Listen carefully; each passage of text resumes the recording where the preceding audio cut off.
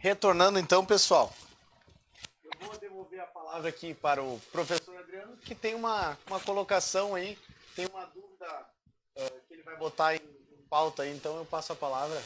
Não, e também não é uma dúvida, é uma certeza, né? Mas eu vou deixar vocês ruim, porque esse é o meu papel, né? Eu trouxe algumas notícias aqui, eu queria que vocês comentassem. Eu sempre faço isso em sala de aula, trago para o aluno pensar e refletir sobre vários aspectos. Primeiro, o Trump aí, né? Meu salve aí pro Trump, que foi indicado o Prêmio Nobel da Paz, né? Não é piada, fui pesquisar aí e realmente é porque ele, dos últimos 30 anos, foi o único presidente que não fez uma guerra, né? Em nível estadual aí, eu ia trazer algumas coisas aí sobre o nosso governo, mas me chamou a atenção uma coisa do Marquesan de Porto Alegre, para a gente ver que a proeza não acontece só aqui em Caxias. Tem várias coisas que nós podíamos falar sobre Caxias, mas vou me arrastar um pouquinho mais para esse caso. O Marquesan abriu as casas noturnas agora, como todo mundo está acompanhando, né? E me chamou a atenção porque ele abriu uma portaria agora que as casas noturnas podem abrir, mas cada pessoa vai ter um círculo para ficar. Eu achei interessante e ao mesmo tempo intrigante, né? Porque a pergunta que fizeram para ele no Jornal do Almoço de hoje foi essa. Tá, então eu chego na boate, né? E aí quando eu vejo, por exemplo, uma certa pessoa que eu tenho interesse, como é que eu faço para chegar nela? Bom, tu vai ter que ir até o círculo dela, lá pertinho, e dizer assim, posso entrar aí ou tu vem para cá? Aí, dadas essas primeiras, né, troca de informações, tu chama o garçom, que ao invés de uma bebida, porque não pode usar copo agora, ele vai trazer o tirador de temperatura.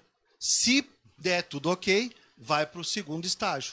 Então eu achei interessante porque assim, ó, nós estamos virando piada, né? Em nível estadual e nível federal. Enquanto isso, nós estamos pagando aí o arroz 20, 25 reais ao quilo.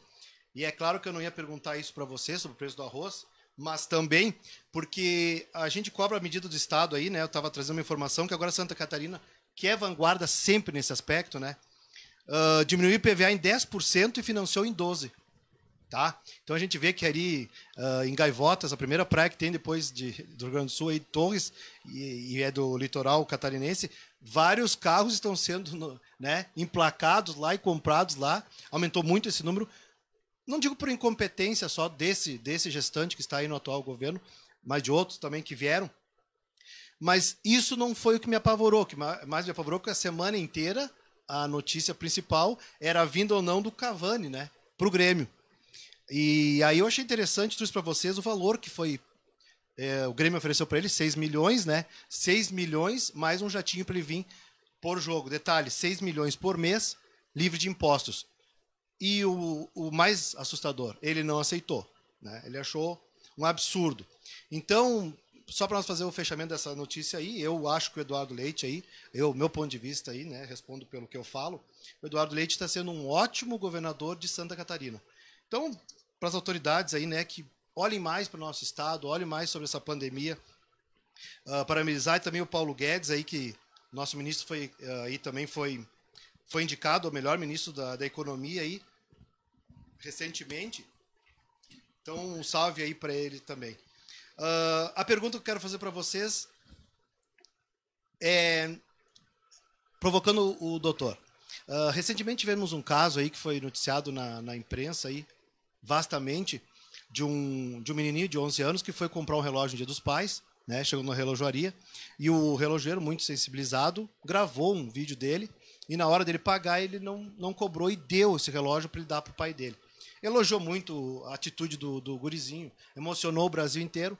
15 dias depois, ele recebe uma notificação.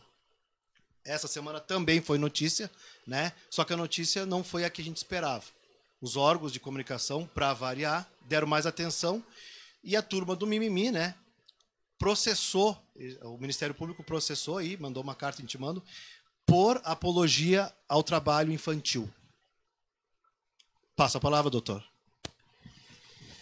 Olha, especificamente esse caso, né, vamos decotá-lo, né, para podermos falar em tese, mas obviamente que existem casos e casos de exploração infantil, de mão de obra infantil, que retiram das crianças, dos adolescentes, a dignidade de poder brincar de carrinho, de poder brincar de boneca, se é que existe ainda isso num mundo tão complexo, né? nem jogar bola na rua, acredito que as crianças são capazes, porque nós temos um mundo digital hoje. E essa situação em específico, o que se noticia, e aí me parece, no campo da interpretação, né, teríamos que olhar os autos com mais cautela, mas no campo da interpretação do que se noticia, há, como todo cartão de visita, um nítido excesso, né? Um nítido excesso. Espetaculoso, talvez excesso, porquanto o propósito da doação, o propósito do presenteamento deste rapaz era o de que o esforço individual dele, como engraxate, se eu não me engano, né? Que aí também os órgãos de fiscalização não estavam para pegar as suas mãos e dizer onde tu mora, o que tu te alimenta, quem são teus pais, por que tu tá na rua. Não. Vou a quem deu um presente. Vou punir novamente a punição antecipando qualquer tipo de contato. Como se no Ministério Público não existisse a Promotoria da Infância e Juventude. Não estou fazendo crítica, estou dizendo que, ao que se noticia, me parece que fomos primeiro punir quem deu o presente, para depois saber. E no fim, como aquela máxima do Jaime Caetano Brau, gritava assim, né? E a China? Né? Nunca mais vi. E a criança? Não sei. Punimos o dono da relojaria. Né? A vítima vira réu. A vítima vira réu. Claro que nós temos que analisar o caso concreto com muita cautela, e eu não faria uma incursão ao caso concreto porque eu não o conheço. Mas se eu pudesse fazer, eu diria que me parece que, pelo que se noticiou, inverteu-se a lógica das coisas. E nós temos que cobrar desses agentes públicos. Mais uma vez eu digo, nós temos uma lei de abuso de autoridade que está valendo. Mas não para o guarda da esquina. Para todas as autoridades. Inclusive essas que, se é o caso, mandam as notificações, né, descomedidas, né, complexas, apodadas por abusivas. E já o nosso comércio sofrido, carregando nas costas quase 8 meses de fechamento, já não consegue ter a dignidade do vendedor de bala aqui da frente, porque ele tem um aluguel para pagar, ele não consegue pagar o aluguel, o comerciante aqui da esquina. Mais uma vez o nosso comércio perdeu datas importantes, em vez de se dizer parabenizá-lo, vamos ao local, vamos ver por que o presente, porque o menino ótimo, vamos fazer uma notícia no site do Ministério Público, incentivar que essas pessoas tenham mais atitudes como esta. Que quando ele crescer, esse rapaz, o destino não vai ser um engraxate. Não que não seja uma profissão digna. Não que não seja uma profissão digna. Mas, mesmo o rapaz que crescesse, se tornasse um médico, ao apoio do Ministério Público. Porque chegou lá e enalteceu o comerciante que deu a ele um emprego no futuro. Não, nós não temos isso. Então é complexo, a sociedade que tem que se reencontrar, a sociedade tem que buscar lá atrás, e acho complexo. Tem um livro, A Cabeça do Brasileiro, que é um livro de sociologia que eu trago muito para os alunos, que diz que aqui é o país do inverso, né? Hoje eu estava assistindo notícias aí para trazer para o público que está nos assistindo aí, uma notícia de que o arroz subiu porque está em falta. Mas eu, há um tempo atrás, dei uma aula de economia para os alunos, e nós falamos que nós éramos o maior produtor de soja, de grãos. E aí um aluno me questionou, né? Professor, e daí? Nós somos, né, produtor, nós temos aí suficiência de petróleo, nós somos o maior exportador de arroz, de carne. E o que está acontecendo então, professor? Nós somos o dono do armazém, mas nós não temos comida. Então, hoje eu fui descobrir que a gente exporta o arroz e está comprando o arroz de fora. Tem outro livro do Boris Fausto, História do Brasil Contemporâneo, que diz que a gente vende o coco e compra o prestígio. Então, a gente fica apavorado de ver certas situações. E aí a provocação que eu vou fazer para os dois, no campo da economia agora, para puxar o doutor para a baila também, é no seguinte aspecto. Eu estava na feira e escutei, e sabedoria para mim sempre foi escutar os mais velhos, que é o cacuete de professor, eu sou pedagogo, né, sempre aprendendo. E aí eu vi na feira uma senhora dizer para outra, não dá mais para comprar tomate, não dá. Daí a outra, usando o darwinismo social aplicado, diz, compra chuchu. Essa é a provocação que eu quero fazer para vocês, porque a ministra da Economia disse hoje à tarde, numa entrevista, que vai ter ouvidorias. Inclusive, agora provocando o debate aí, Um abraço para o Dagoberto Santos Machado, aí, que coordena o PROCON de Caxias do Sul, meu parceiro, que eu acho que vai ter bastante trabalho pela frente aí. Foi citado, né? Então, eu acho assim que a ministra foi bem na sua fala, diz que vão tomar certas atitudes, mas eu gostaria de saber o que é a ouvidoria, porque ela diz que vai ter uma ouvidoria. Doutor, com toda a minha ingenuidade, eu chego no supermercado de Caxias, aí um preço do arroz está acima do preço, eu ligo avisando a ministra, é isso? Então, assim, ó, quem vigia os vigilantes? Onde nós vamos chegar com isso? E o debate que eu faço e a provocação que eu peço para vocês é o que fazer numa hora dessa, né? Que, diga-se de passagem, só para contribuir, né? Agora, no final de ano, vai ter o levantamento das instituições que mais ganharam dinheiro. Já vou adiantar para vocês, pode fazer aí uma pequena aposta, mas eu digo que mercado e farmácia são os que mais ganharam. Posso arriscar e perder, mas mesmo assim apostaria. Porque foi as duas únicas instituições que tiveram autorização do governo para abrir. E os mercados, nem se fala. Então, eu gostaria de vocês, aí, uma contribuição de vocês para ver o que nós podemos fazer como sociedade e o porquê desse absurdo, né? Professor Adriano, essa pergunta é muito audaciosa. Quem sou eu para falar de economia? Meu conhecimento de economia é mais ou menos como se fosse de maquiagem. Zero. Mas eu, com certeza, como bom amigo do amigo, bom apreciador de uma cervejinha no balcão, uma conversa entre amigos, vou dar meu pitaco. Sou um homem do júri, lá no escritório somos os homens do júri.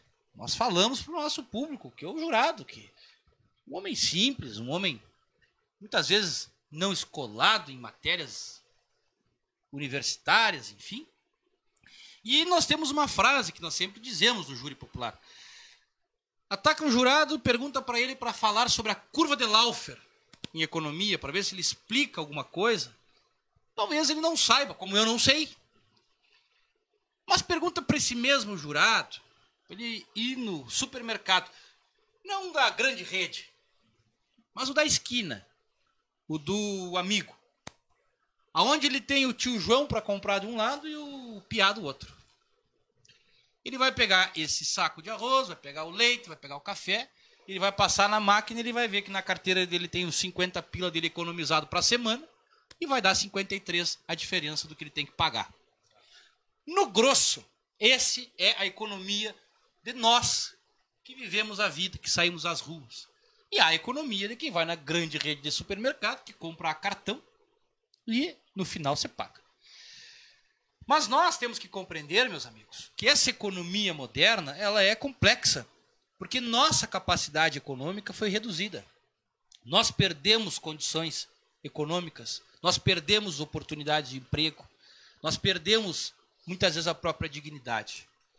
E como explicar para essa sociedade já tão judiada em alguns aspectos, que virá aí mais R$30 o saco do arroz, é o que noticia hoje a imprensa. Nós não sabemos. Nosso filho, teu filho, meu filho, o que nós vamos explicar?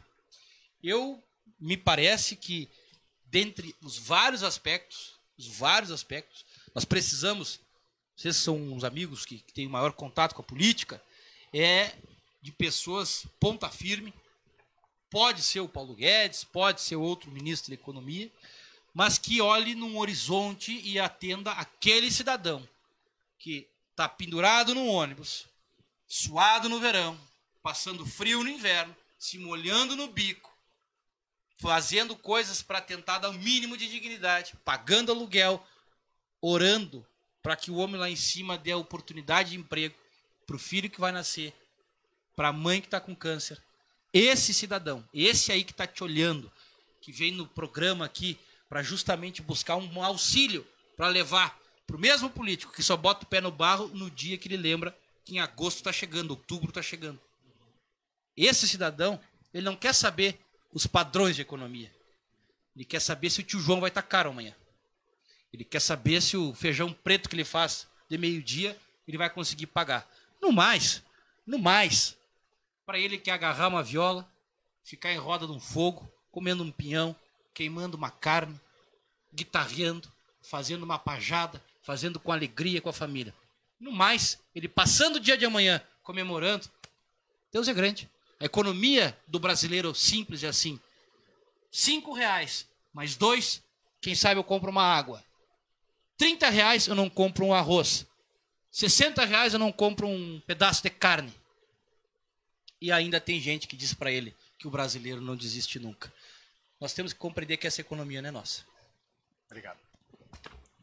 Então, pessoal, a gente já está há bastante tempo ao vivo. Queria agradecer a todo mundo que está ficando com nós. Antes de finalizar, eu tenho umas perguntas que mandaram para a gente, que o pessoal vai colocar aqui na tela até para eu ver. Deixa eu ver. Vou responder para o Paulo Lopes. Você pode me dar um exemplo de algo que a Revisando Caxias fez pela comunidade? Essa pergunta já faz um tempinho que chegou, quando a gente estava lá atrás, que eu falei da nossa página, mas só agora a gente vai estar respondendo para o pessoal entender, quem está em casa. Sim, a gente teve, nesses 4 anos, diversas questões que apareceram para nós na página. Como o Maurício bem falou, as mensagens que mandam no nosso Messenger, na nossa página Revisando Caxias, REC, mais conhecida assim, são de pessoas que já estão quase desistindo do poder público, são pessoas que estão anojadas, melhor assim dizendo, e essa semana me chamou, eu vou até falar da maior situação que a gente já se envolveu, que mais me deu orgulho de resolver e de ajudar as pessoas da comunidade, mas vou fazer um parênteses para falar de uma situação que ocorreu essa semana. Essa semana a gente foi chamado no bairro Fátima Baixo para mostrar um esgoto que está passando no meio de várias casas. No verão, lota de moscas e as crianças jogam bola ali perto, a bola às vezes cai no esgoto, elas têm que pegar. No inverno, o esgoto sobe com a chuva, então qualquer tempo que seja lá, deixa as pessoas muito ruim. E a gente tem na nossa Constituição, falando de saneamento básico, a gente tem leis para isso. Para vocês terem ideia, no nosso país hoje, 100 milhões de pessoas não têm o saneamento básico e às vezes a gente acha que é só na TV que a gente vê isso. Então essa semana eu acabei acompanhando através do Elton, que nos mandou mensagem, já havia resolvido um problema para ele, a gente voltou, pela indicação dele, foi até o bairro Fátima Baixo. Lá eu pude ver esse problema de saneamento, então é uma coisa que não está só na TV. Corroborando com o que tu disseste, Maurício, a pessoa, quando eu cheguei lá, de uma das casas, falou assim: o que eu achava é que político aparecia de 4 em 4 anos. O que está me espantando é que nem às vésperas das eleições eu não estou vendo nenhum político. Eles não vieram ver esse problema nosso nem agora. Então, a gente abre 2 caminhos aí. Uma, eles estão com muita vergonha na cara pelo serviço de incompetência que fizeram e ineficiência que eles vêm fazendo. Ou a outra, eles estão se escondendo ou desistiram e talvez não vão concorrer novamente, que eu duvido, né? Porque 2 coisas o político tradicional sempre pensa. A primeira é a eleição e a segunda é a reeleição.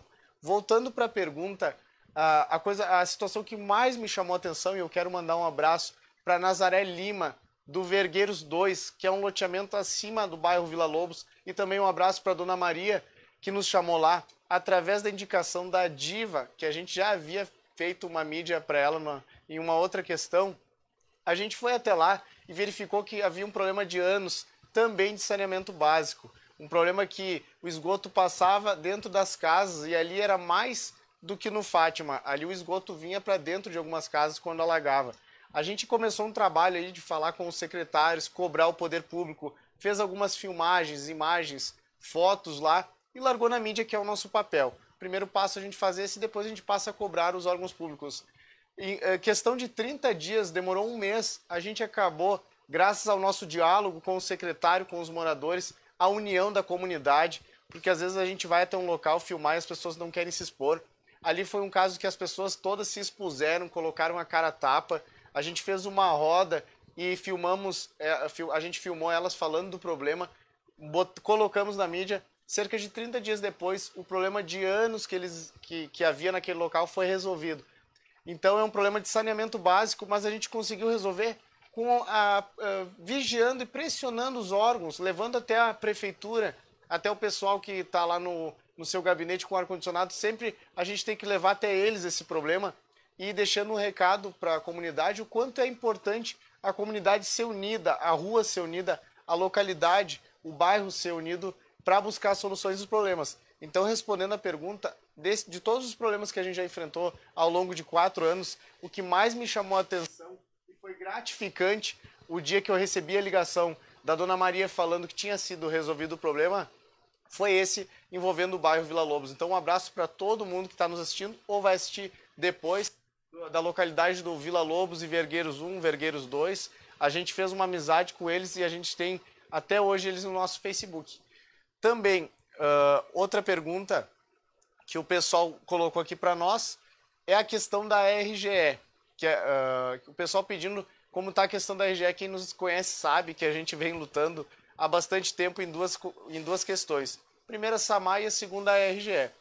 Esses dois problemas são complexos porque envolvem uma série de coisas. Até um dos comentários que as pessoas mais colocam nas minhas mídias sociais é desiste de tudo, de expor e de cobrar os políticos e façam uma ação coletiva.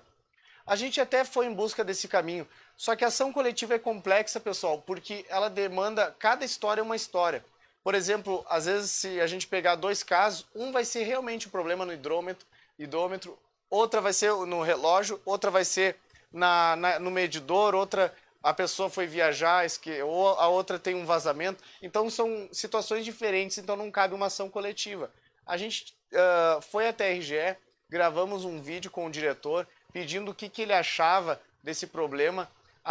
O SAMAI é a mesma coisa, está atingindo mais ou menos 20 mil pessoas esse problema, é um problema complexo. A gente fez a nossa parte, que era expor, e levamos para o Ministério Público, tanto o SAMAI quanto a questão da RGE. Agora a gente está esperando o parecer do Ministério Público. Eu estive falando sobre a questão da RGE com o Dagoberto dos Santos Machado, o diretor do PROCON. Ele me explicou, a gente fez ali, bolou uma ação entre todos os PROCONs de todos os municípios do estado, cobrando a RGE. Então a gente está esperando uma explicação da RGE, e do SAMAI é a mesma coisa. O que eles vão nos alegar, eles ainda não deram explicação, o MP também não emitiu seu parecer, então a gente aguarda nos próximos dias, quem sabe, uma notícia boa. Eu também fui prejudicado com a questão da luz, e o que me assusta também, falando sobre esse problema, nos comentários das publicações, a gente viu muito as pessoas, o pagador de imposto, marcando os políticos, tanto o prefeito, quanto o governador, como os vereadores. E a gente não viu os políticos falar desse tema. Mesmo às vezes que não seja na esfera municipal ou estadual, lembrando, o vereador ele tem o poder de fazer uma audiência pública, de fazer uma CPI, de usar a tribuna para falar desse problema. Então é sim incompetente e ineficaz nessa parte. Aqui é a minha visão do Iago, eu acho que eles deixam muito a desejar. Explanando um pouco, eu misturei os dois assuntos, mas é que é mais ou menos o mesmo problema, que é a má gestão dos políticos atuais. Eu queria agradecer ao pessoal da Multistúdio, toda a equipe que está aqui hoje me auxiliando, agradecer a estrutura que eles colocaram para mim, o pessoal das filmagens, o pessoal que está cuidando das mídias sociais nossas, agradecer aos meus seguidores, aos voluntários que estão vindo para o lado H, eu costumo dizer, o lado Iago. Nosso exército aumenta cada dia mais, aparecem pessoas me pedindo como eu te ajudo, como a gente faz para fazer parte de vocês, da legião de vocês aí. E daí, então, eu digo para essas pessoas que é só mandar um WhatsApp, mandar um Messenger e vir para o nosso lado, que se Deus quiser, a nossa primeira missão é mudar um pouquinho o município, melhorar o nosso município. A gente sabe que não vai fazer muito, mas nós vamos lutar a vida inteira, independente de resultado político ou de qualquer resultado que seja. A gente sempre vai fazer o nosso papel de fiscalizador. A primeira pessoa que deve fiscalizar um município, que começa ali, o poder municipal é o mais próximo das pessoas, é a própria pessoa, o próprio pagador de imposto. Então, agradecimento a todo mundo, agradecer a quem nos assistiu, pessoal aí que nos acompanha há mais tempo, Patrulha 41, aos nobres amigos da Guarda Municipal, aos nobres policiais militares que nos acompanham, a todo o pessoal que trabalha na prefeitura, pessoal de diversas áreas que faz parte, como um todo aí, que sempre nos acompanha, e das localidades, das regiões, dos bairros, que estão diariamente nos acompanhando. Desculpa eu me estender, eu vou deixar as considerações finais para o professor Adriano fazer, e depois, na sequência, para o doutor Maurício fazer. Um abraço e já agradeço de antemão a presença dos dois. Pode começar. Obrigado, Iago. Agradecer a todos que estão... Desculpa. Obrigado e agradecer a todos que estão aí, né, nos assistindo. Espero que compartilhem, contribuam com dizendo o que vocês acharam, né? Espero que fique um gostinho de quero mais aí. Espero que o Iago nos convide aí novamente, né, doutor? O nosso cachê é barato, né, doutor? E como todas as aulas eu sempre indico e às vezes sorteio para os alunos livros, né? Esse livro aqui é para as mães que estão aí, as mulheres que estão em casa aí, as mães principalmente que estão fazendo 3 turnos aí, as mulheres, né? Trabalhando, cuidando da casa e cuidando das aulas e dos filhos, né? Esse livro está vendendo muito aí em todo o Brasil, né? Nascido na era digital.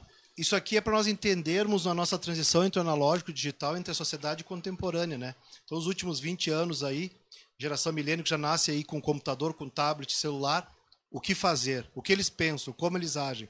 Então, tem um capítulo aqui, o capítulo 3º, que ensina, né? Muita informação, pouco conhecimento. Esse foi o que eu indiquei para os alunos fazerem agora um trabalho à distância. Como eu não poderia deixar de esquecer das mulheres, uma homenagem às mulheres aí que estão guerreando em casa, como disse o nosso colega aí, né, parafraseando o nosso colega Maurício. Um abraço especial para minha esposa Michele, que também está fazendo esse trabalho e desempenhando muito bem, né, e é minha companheira de anos aí. E lembrar, quebrando o clichê, né, por trás de um grande homem tem sempre uma grande mulher, não. É do lado esquerdo do coração. E para os homens, um puxão de orelha e um recado. Não conquistem 1000 mulheres, e sim 1000 vezes a mesma mulher. Um abraço. Pode seguir, Maurício. Iago, meu querido, professor Adriano, com essa sua finalização, eu uso dizer que não vou ter a capacidade retórica de retribuir com o mesmo carinho especial e que pese, brincadeira à parte, possa divergir, não em totum, mas em partes do que o senhor dissesse. Mas brincadeira à parte, agradecer ao Iago, agradecer ao professor Adriano, equipe especial que está aqui por trás, acenando para cima, para baixo, escrevendo um monte de coisa aqui, segue assim, toca para aqui, na ponta Adriano, toca de volta, né? E então agradecer a todos que estiveram conosco, colocar à disposição, subscrever a mensagem que o Ivandro mandou, agradecer o convite, a retribuição do abraço. Nós estamos à disposição sempre dos teus seguidores, de ti, deste lado H, né? É isso, né? Isso aí. Agradecer aos teus seguidores, dizer que vocês estão em boas mãos. O Iago é um rapaz que eu conheço de dentro de casa, aprendi isso com meu avô. As pessoas que a gente gosta, a gente quer bem pertinho. Pessoas que nós gostamos, professor, é aquelas que deixam o coração bem apertadinho. Na ida, na despedida, porém com aquele toque de saudade do logo mais. Então, te agradecer mais uma vez e colocar à disposição toda a nossa estrutura no que puder para contribuir com esse teu trabalho de relevância pública. Uma boa noite a todos e que nós possamos estar juntos no dia de amanhã. Contem conosco. Aos teus seguidores, um abraço que estiveram conosco e que possamos mais vezes debater assuntos polêmicos, porém produtivos para nós. Muito obrigado, Iago. Obrigado, professor, a todos que nos acompanharam. Obrigado a todos. Meu agradecimento final, dizer que enriqueceram muito o nosso debate e a partir de hoje a gente vai fazer outras, eu acredito sim, para enriquecer e trazer soluções para a nossa comunidade, sempre buscando profissionais de diversas áreas e de diversos setores. Então eu estou ansioso já pelas próximas. Agradecer também um agradecimento especial ao Fernando Matrix, que está aqui com nós hoje, está nos dando uma mão muito grande. Eu sei que às vezes ele não gosta de elogio, mas é uma das pessoas que é o nosso 01. Eu não queria cometer injustiça de não nomear a todas as pessoas, mas como ele é o 01, que alguém sempre tem que puxar à frente, nos ajudar, nos auxiliar, ele tem que entender o porquê desse agradecimento. Um abraço especial para minha mulher e meu filho Bernardo, que estão me acompanhando também em casa. Então, um abração, tamo junto e até a próxima, pessoal.